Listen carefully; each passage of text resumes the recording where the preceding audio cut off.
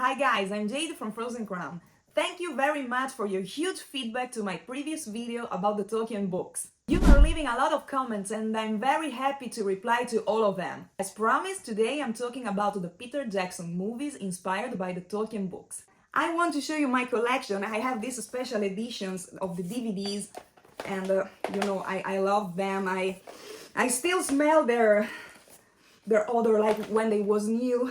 It's something so emotional for me. My DVD player still works.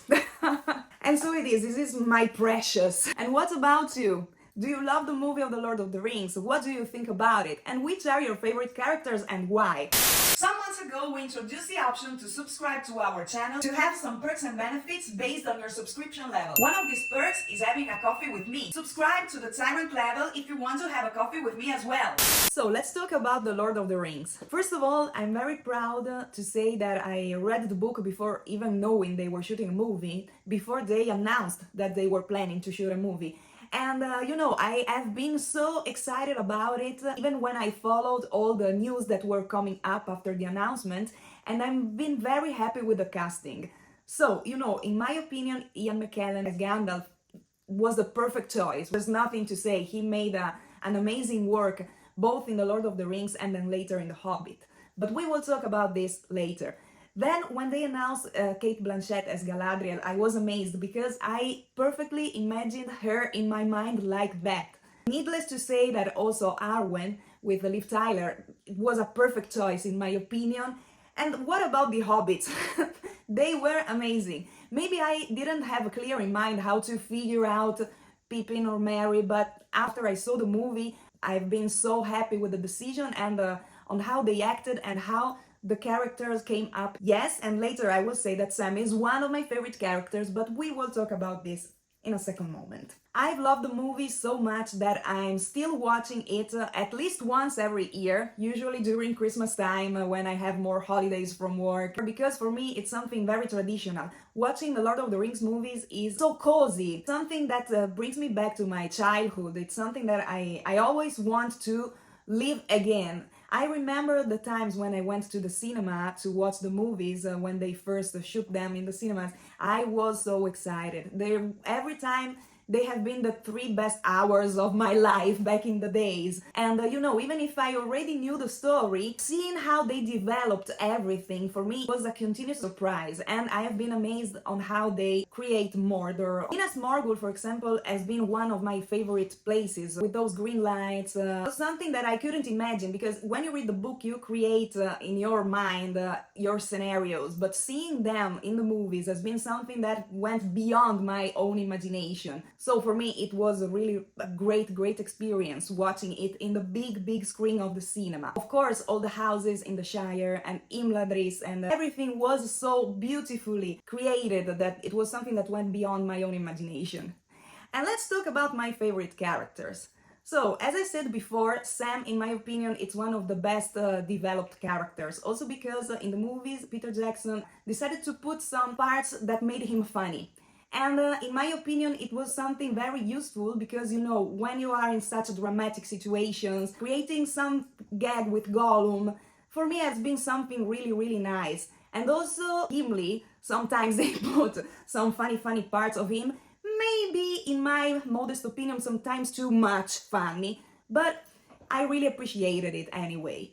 Sam, for me, delivers a very positive message of friendship, of this strong bond, loyalty he has with Frodo. That kind of reliance, it's not something that we can find so commonly during our life.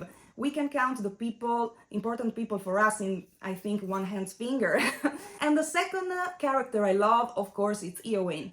Because, she delivers a great message of empowerment. First of all, for girls, as a girl in music, in metal, for me, it's very important to strongly believe in yourself. And it's something that I used to talk about in the lyrics of Frozen Crown very frequently. So this strong woman that fights for what she wants to do in her life, it's something that inspired me many times during all my life.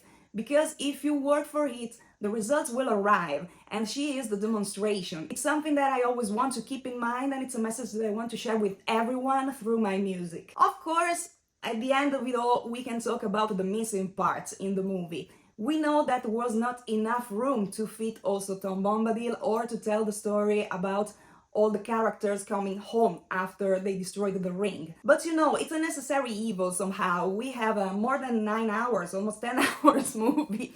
So, you know, it's something had to be sacrificed. And now I want to talk about The Hobbit. What I love the most about these movies are the special effects. It has been made a little bit later compared to Lord of the Rings, so you know the technology is improved and it's magnificent.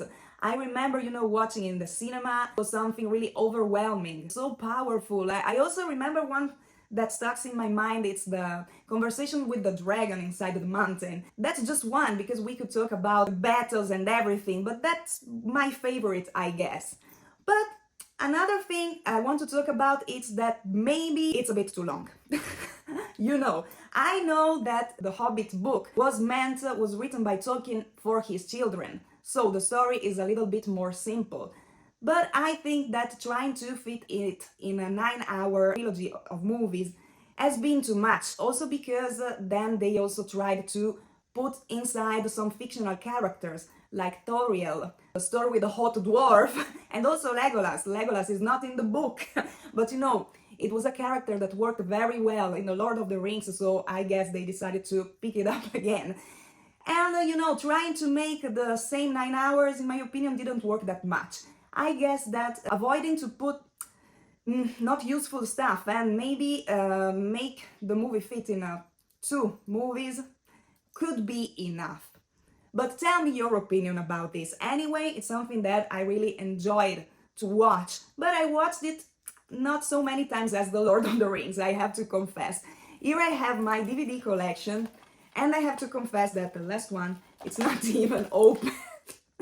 Okay, nowadays every one of us, not everyone, but maybe, are subscribed to some streaming platforms. So yes, I watched it again on one of those. But you know, I didn't fall in love that deeply as it happened to me with The Lord of the Rings, even if I really enjoyed the work they made to put it in the movie. Anyway, the character I enjoyed the most is Thorin Oakenshield, because I know that it's a tragic hero somehow, because for his greed everything happens. But anyway, in my opinion, believing in what you have in your mind and in your heart so strongly, it's a value somehow. And tell me what you think about it. Recently, I also started watching The Rings of Power, but I could discuss in a video in the future about this, also because I reckon there will be many things to say about it. Thank you for watching this video. Ask me any question about Tolkien or about any movie or book you would like me to talk about. See you soon!